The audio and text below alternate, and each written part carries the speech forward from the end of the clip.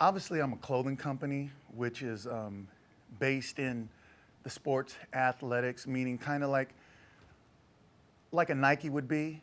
When I created the company, and what it was created out of a need. We were, me and a bunch of friends of mine, and we were training in the garage and loved this new sport that we saw that was underground mixed martial arts, but there was nothing that you could wear that would identify with that. You know what I mean? If you wanted to be soccer, you could put on Adidas. If you wanted to pretend you were Michael Jordan or something, you'd get Nike.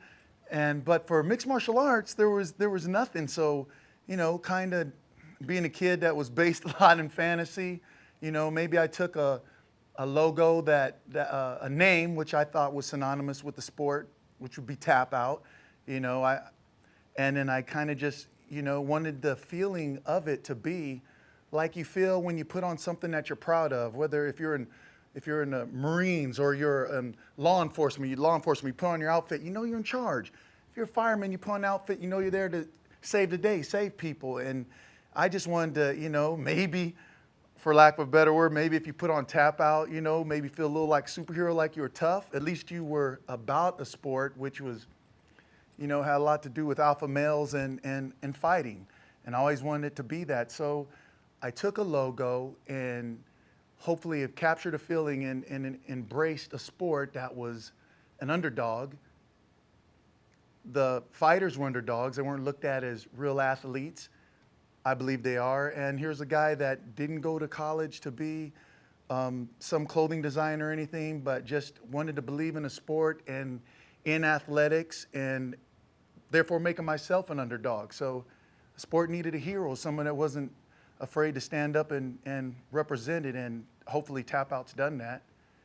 And we just happen to do it through clothing and a lot of face paint.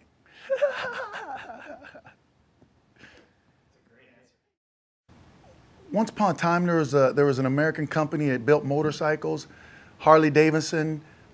Started back in the 70s. Here we are in 2008. They're still around, going strong and representing kind of tough guys, kind of freedom, alone on the road, solo, American, Nike. Once upon a time was a college coach. I know his story pretty decently. And he just wanted to make some cool shoes for his track runners up in Oregon State, and he went on to be a name that's synonymous with athletics. I see TapouT, a sport that's growing. It's the hottest growing sport, 18 to 39. I mean, that's right off of ESPN testing and everything like that.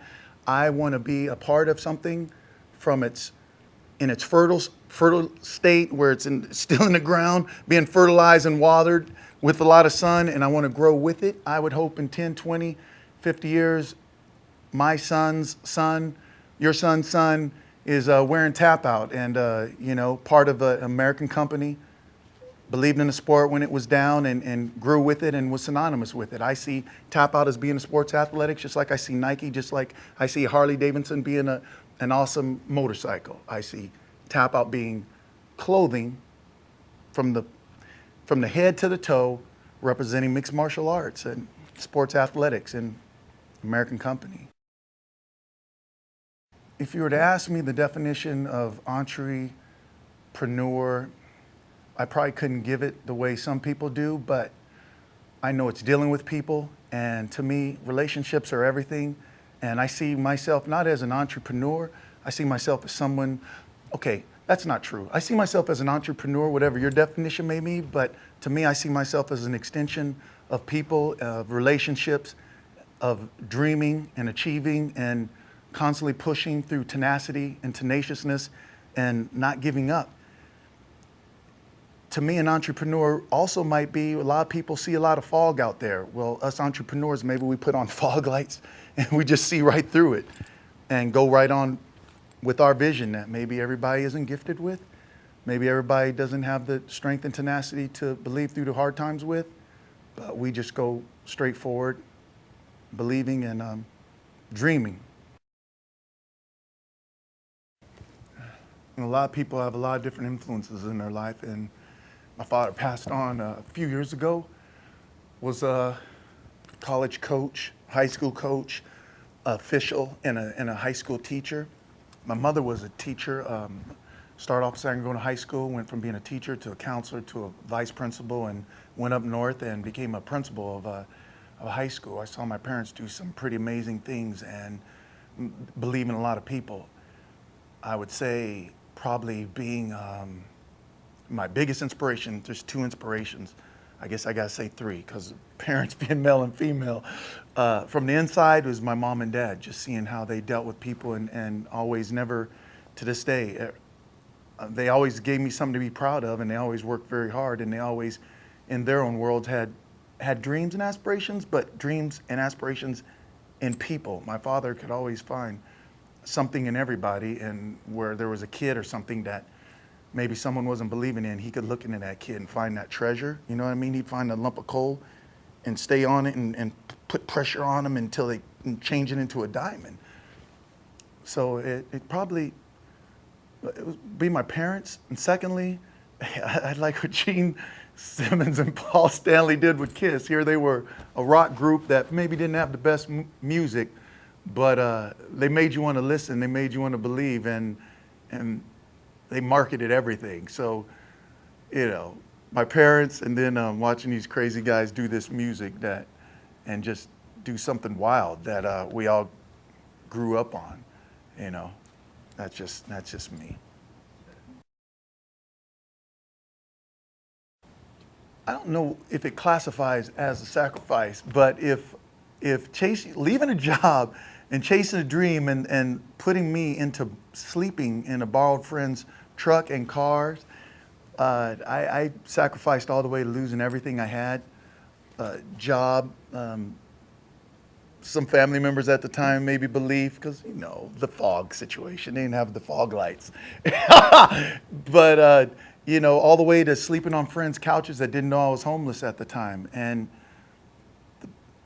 going and sacrificing everything that I knew for better or for worse how to do. I went and did something completely different just because I had a dream and a vision to go do this thing, and had to, some of my marketing and where my influences came from, I had to emulate my father with his gregarious attitude, and I had to be eccentric like I always dreamed of being, and I had to watch other companies or what I believed they did right, which was based a lot in music. And then, like I say, I wanted to do a great product like Nike, yet they believed in someone who was doing crazy slam dunk, sticking a tongue out. I wanted to be eccentric like Kiss, and I wanted to represent something that was hardcore, although Harley Davidson maybe didn't set out to have the Hells Angels riding their motorcycles. That darn sure made that brand affiliated with tough guys, for lack of for good or bad. You knew Hells Angels rode Harley Davidsons. Well, if you look at all those influences, TapouT sponsors mixed martial arts, which are fighters, which fight in a cage, which is still catching on in society. And success is relationships. You know, you can win a lot of accommodations and accomplishments, but your biggest accommodation or accomplishment is grounded in your relationships with people. You can't do nothing on your own. If you think so, you know, you probably should wake up, because relationships are success. Your ability to deal with people and have people want to deal with you. I would say dream and dig within yourself, you know. Don't be afraid to set out to do something that might be similar to someone else has done, because life is full of influences. It's your application that's going to set you apart. I can name you my influences. It's my applications that set me apart. I would say as an entrepreneur, you got to be unafraid to go out there and reach and go for your dreams, and be honest and dig within yourself. Stand behind what you believe, whether it takes 5 minutes, 5 years, or weeks and months. Your inner navigation will take you up and over. Don't look at the obstacle, look at the goal. That way you're not going to see everything that's coming that's trying to distract you from getting where you want to be. If you keep your eyes focused on the goal, you're going to either go through or around or below or over the top, but reaching in what, oh wow, reaching what you believe in. That's the best way I can put it.